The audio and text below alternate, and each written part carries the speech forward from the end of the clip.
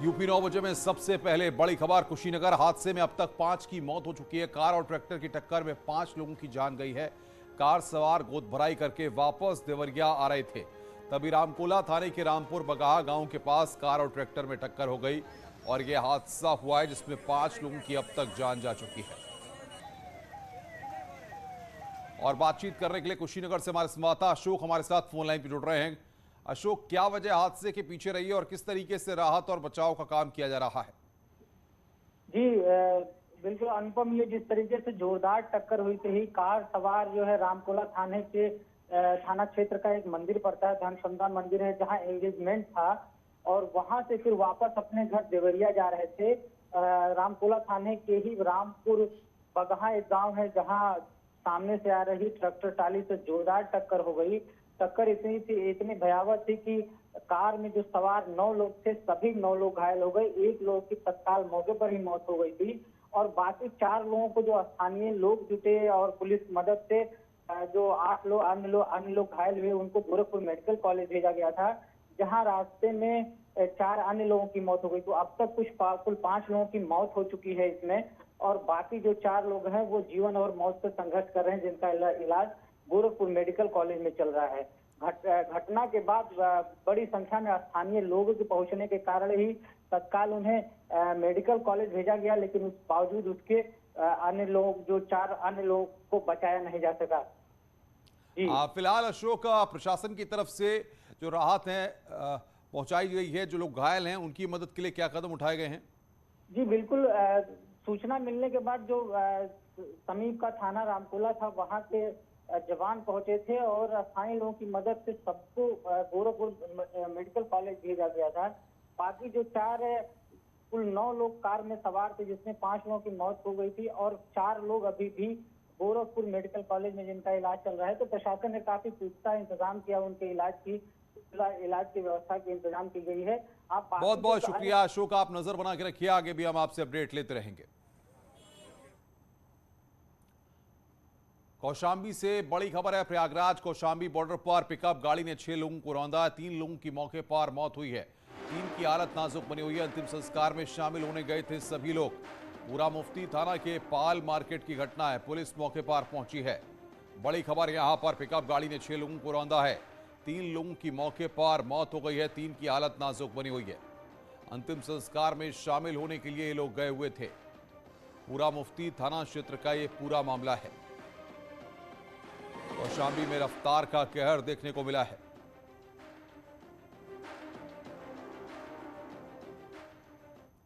जौनपुर से खबर है, बुजुर्ग महिला की पिटाई की गई है। तेजी से वायरल हो रहा है वीडियो। न्यूज़ 18 वीडियो की पुष्टि नहीं करता है।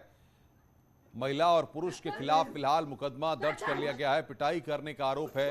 जफराबाद थाना क्षेत्र का यह पूरा मामला है।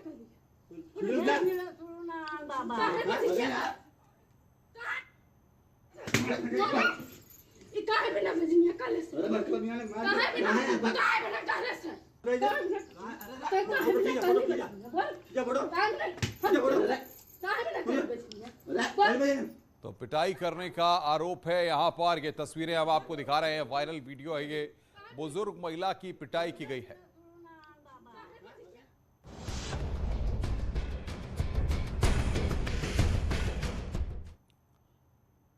उत्तर प्रदेश चुनाव की तैयारियों के मंथन के लिए केंद्रीय गृह मंत्री अमित शाह आज लखनऊ पहुंच रहे हैं। शाह इस दौरान बीजेपी के मेगा सदस्यता अभियान की शुरुआत करेंगे, साथ ही पार्टी नेताओं के साथ आगे की रणनीति भी तैयार करेंगे। शाह ने यह भी संकेत दे दिए हैं कि पुराने फॉर्मूले के तहत नॉन परफॉर्मर विधायकों के टिकट कटने तय हैं। जिनका संगठन से तालमेल नहीं और जिन विधायकों का फीडबैक ठीक नहीं है, उनकी सूची तैयार हो रही है। खबर है कि बीजेपी संगठन इंटरनल सर्वे रिपोर्ट के आधार पर इस बार बीजेपी 312 में से 1/3 यानी 100 से ज्यादा सिटिंग विधायकों मंत्रियों के टिकट काट सकती है। अमित शाह के दौरे पर सिटिंग विधायकों की परफॉर्मेंस पर भी चर्चा होगी। अमित शाह जी 29 तारीख 29-30 को सुबह निकलेंगे, उनका प्रवास है। विभिन्न प्रकार की बैठकें हैं, महत्वपूर्ण है। सदस्यता का शुभारंभ करेंगे, अवध क्षेत्र के सेक्टर प्रभारी, सेक्टर संयोजक के ऊपर लगभग हजारों कार्यकर्ता मौजूद। अमित शाह का आज लखनऊ दौरा क्यों है? दरअसल बीजेपी आज सस्ता अभियान की शुरुआत करेगी, जिसका नाम मेरा परिवार बीजेपी परिवार दिया गया है। इस अभियान की मदद से उत्तर प्रदेश में करीब 1 करोड़ 50 लाख नए सदस्यों को जोड़ने की कोशिश होगी, क्योंकि अब तक बीजेपी उत्तर प्रदेश में 2.5 करोड़ सदस्य हैं, जिनको 4 करोड़ तक पहुंचाने की बीजेपी कोशिश करेगी। इस अभियान पर बीजेपी की जोर इसलिए भी है क्योंकि 2022 में चुनाव है। इस बैठक के दौरान अमित शाह बीजेपी नेताओं के साथ चर्चा करेंगे, 2022 जीतने के लिए रणनीति तैयार करेंगे। खबर यह भी है कि नॉन परफॉर्मेंस वाले विधायकों के टिकट काटने पर भी विचार किया जाएगा, क्योंकि बीजेपी के इंटरनल सर्वे के मुताबिक करीब 100 विधायकों के इस बार टिकट कट सकते हैं। ये इसलिए भी हो सकता है क्योंकि इस बार विधायकों का फीडबैक ठीक नहीं मिला और संगठन के साथ इनका तालमेल भी ठीक नहीं बताया जा रहा है।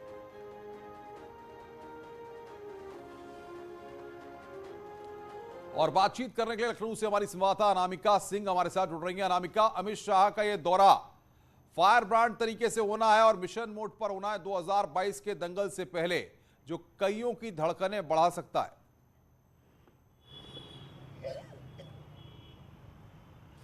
और देखिए, शायद इसी परीक्षा से पहले लंबे समय तक हमने देखा है कि बीजेपी में मंथनों का दौर चलता रहा है, चाहे बीएल संतोष की बात की जाए या यूपी के चुनाव प्रभारी धर्मेंद्र प्रधान की बात की जाए या पार्टी के जो अलग अलग बड़े नेता हैं उनकी बात की जाए। सभी ने लखनऊ के लगातार दौरे किए हैं और इन दौरों में सरकार के कामकाज को लेकर, मंत्रियों के रिपोर्ट कार्ड को लेकर लगातार एक्सरसाइज चलती रही है, रिपोर्ट कार्ड तैयार होता रहा है। लेकिन अब वक्त चुनाव का हो चला है, लिहाजा अमित शाह ने खुद चुनाव की कमान संभाल ली है। चुनावी चढ़क के कहे जाते हैं अमित शाह, और यूपी के चुनाव से पहले अगर वो आ रहे हैं तो वैसे तो कहा जा रहा है कि सदस्यता अभियान को एक नया आयाम देंगे, लेकिन ये भी माना जा रहा है कि अमित शाह दरअसल परखने आ रहे हैं कि जमीन पर बीजेपी के हालात है क्या उत्तर प्रदेश के भीतर।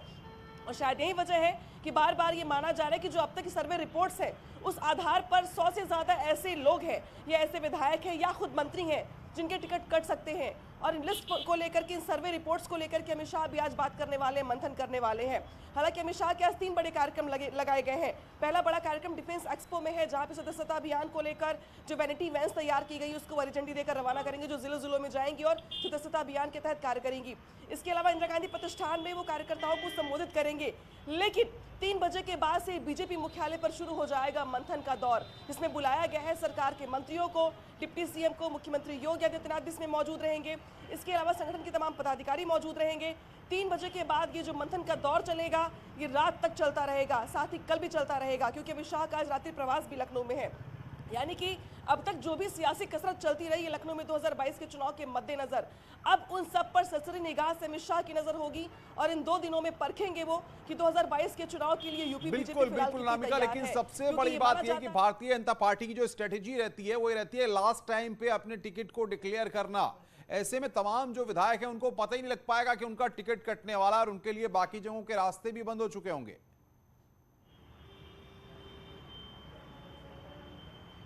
देखिए, 2017 में भी अनुभव हमने कुछ ऐसा ही देखा है, जहां पर एक टिकट के लिए एक जगह से कई दावेदार सामने खड़े हो गए। लेकिन 2022 के चुनाव में ये माना जा रहा है कि जो सिटिंग एमएलए हैं या जो सिटिंग अभी मिनिस्टर हैं, उनके भी रिपोर्ट्स कार्ड्स के आधार पर उनकी जो है टिकट कट सकती है। लिहाजा अब ये देखा जा रहा है कि उस सीट पर दावेदार कौन होगा, और इसके मद्देनजर काफी समय पहले से ही पार्टी ने इंटरनल सर्वे शुरू करवा दिया था। इसके अलावा जो संघ सर्वे करवाता है उसकी भी रिपोर्ट्स अब तक बीजेपी के पास पहुंच चुकी है। किन मुद्दों के आधार पर आने वाले दिनों में कार्यक्रम होने वाले हैं इसको भी लेकर अमित शाह तय करने वाले हैं। इसके अलावा टिकटों को काटने को लेकर यह भी माना जा रहा है कि 3 कैटेगरी डिवाइड की गई है। पहली कैटेगरी तो वो होगी जो रिपोर्ट्स कार्ड्स के आधार पर काटी जाएंगे टिकट।